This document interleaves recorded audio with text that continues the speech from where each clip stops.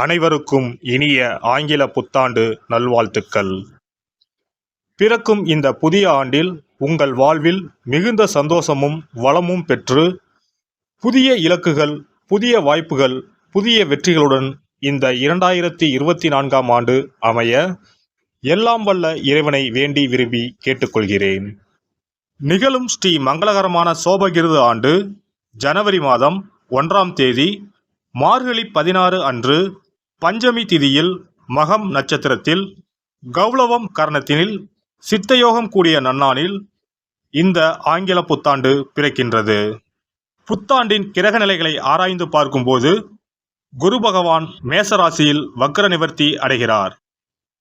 ராகு பகவான் மீனராசியிலும், சனி பகவான் கும்பராசியிலும், புதன் செவ்வாய் சூரியன் தனுசு ராசியிலும், சுக்கிரன் விருச்சிக ராசியிலும், சந்திரன் சிம்ம ராசியிலும், கேது பகவான் கன்னி ராசியிலும் சஞ்சாரம் செய்கின்றனர். மே 1ஆம் தேதி குரு பகவான் மேச ராசியில் இருந்து ரிஷபராசிக்கு பெயர்ச்சியாகின்றார். அக்டோபர் 9, 2024இல் குரு பகவான் ரிஷபராசியில் வக்ரகதி அடைகின்றார். இதனால் அனைத்து ராசிக்காரர்களுக்கும் யோகம் அடைவார்கள். ஜூலை 29ஆம் தேதி முதல் நவம்பர் 15ஆம் தேதி வரை சனி பகவான் வக்ரகதி அடைந்து பின் நேர்கதி அடைகிறார்.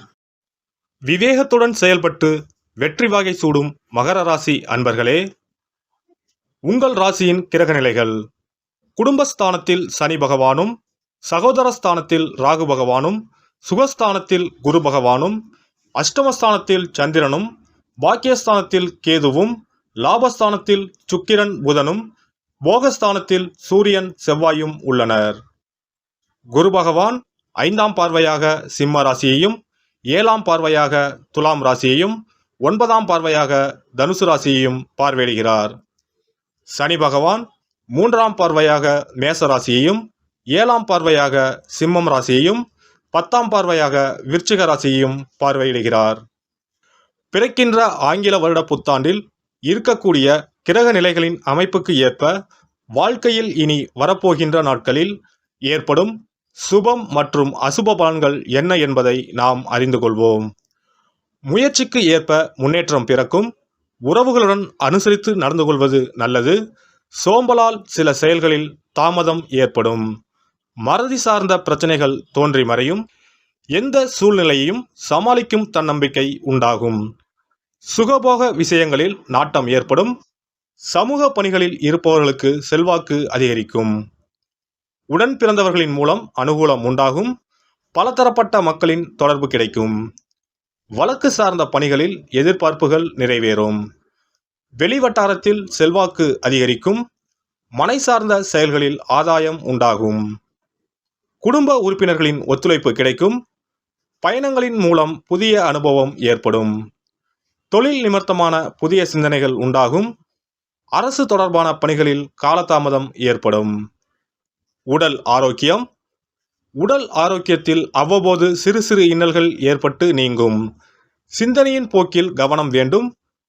பழைய நினைவுகளால் ஒருவிதமான பதற்றம் ஏற்பட்டு நீங்கும்.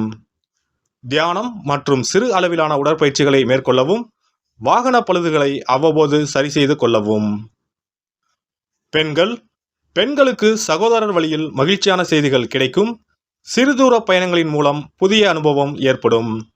சுபகாரியம் தொடர்பான எண்ணங்கள் அலைச்சலுக்கு பின்பு கைகூடும். விலை உயர்ந்த பொருட்களில் கவனம் வேண்டும். நுட்பமான பணிகளை துரிதமாக செய்து முடிப்பீர்கள். செல்வ சேர்க்கை தொடர்பான எண்ணங்கள் கைகூடும். வியாபார பணிகளில் லாபகரமான வாய்ப்புகள் அமையும். மாணவர்களுக்கு விளையாட்டு தொடர்பான விஷயங்களில் புதிய அனுபவம் ஏற்படும். உயர்கல்வியில் சிறு சிறு குழப்பம் தோன்றி மறையும். கணிதம் சார்ந்த விஷயங்களில் ஆர்வம் அதிகரிக்கும். நபர்களின் தன்மை அறிந்து நட்பு கொள்ளவும். மறதி தொடர்பான சிக்கல் தோன்றி மறையும். ஆராய்ச்சி பணி சார்ந்த வெளியூர் பயண வாய்ப்புகள் கைகூடும். பணிபுரிவோர்கள், உத்தியோகஸ்தர்களுக்கு வேலை நிமித்தமான முயற்சிகள் கைகூடும்.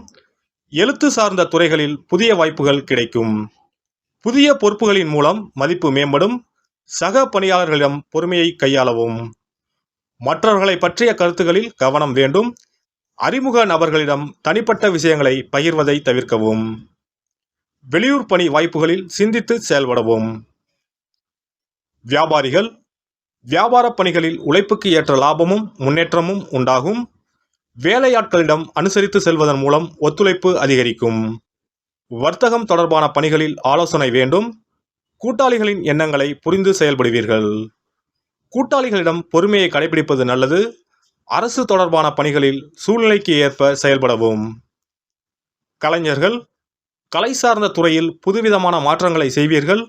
வாழ்க்கை துணைவரின் எண்ணங்களை புரிந்து கொள்வீர்கள். அரசு வழியில் சில உதவிகள் கிடைக்கும். காரசாரமான பேச்சுக்களை குறைத்துக் கொள்ளவும். வரவுக்கு ஏற்ப செலவுகள் உண்டாகும். ஆடம்பரமான சிந்தனைகளை குறைத்துக் கொள்ளவும். பெருந்தன்மையான செயல்பாடுகளால் மதிப்பு மேம்படும். அரசியல்வாதிகள், அரசியல்வாதிகளின் சாதுரியமான பேச்சுக்களின் மூலம் புதிய மாற்றங்களை உருவாக்குவீர்கள். பலதரப்பட்ட மக்களின் அறிமுகம் கிடைக்கும். திறமைக்கு ஏற்ப செல்வாக்கும் பாராட்டுகளும் அதிகரிக்கும். எதிராக இருப்பவர்களை அறிந்து கொள்வீர்கள். வழக்கு பணிகளில் சில மாற்றமான சூழல் ஏற்படும். வெள்ளிக்கிழமை தோறும் நல்லெண்ணெய் தீபம் ஏற்றி லட்சுமி நரசிம்மரை வழிபாடு செய்து வர செய்யும் முயற்சிகளில் உள்ள தடைகள் நீங்கும். சிறப்பு பரிகாரங்கள். வருமானத்தை பெருக்குவதற்கு வருமானம் வந்ததும் அல்லது சம்பளம் வாங்கியதும் அந்த தொகையில் 1% தொகையை தனியாக எடுத்து வைத்து விடுங்கள்.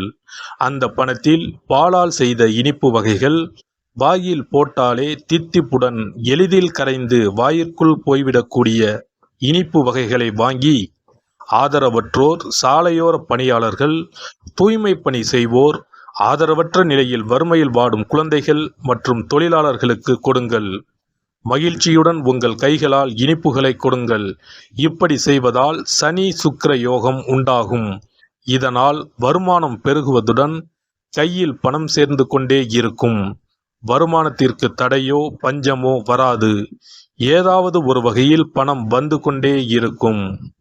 இது தவிர மாத சம்பளம் வாங்கியதும் அல்லது கைக்கு வருமானம் வரும்போது ஒவ்வொரு மாதமும் முதல் செலவாக வீட்டிற்கு கல்லுப்பு, ஊறுகாய் போன்றவற்றை வாங்கி வைக்கவும். கல்லுப்பு, ஊறுகாய் போன்றவை மகாலட்சுமிக்கு மிகவும் விருப்பமான ஒன்று. இந்த பொருட்கள் வீட்டில் இருந்தால் மகாலட்சுமியின் அருள் வீட்டில் இருந்து கொண்டே இருக்கும். எந்த காரணத்திற்காகவும் இந்த பொருட்களை தானமாகவோ கடனாகவோ கொடுக்கக்கூடாது. எல்லாம் வல்ல இறையருளால் நீங்களும் உங்கள் அன்பு குடும்பமும் உடல் நலம், நீளாயுள், நிறை செல்வம், உயர் புகழ், மெய்ஞானம் ஓங்கி வாழ்க வளமுடன்.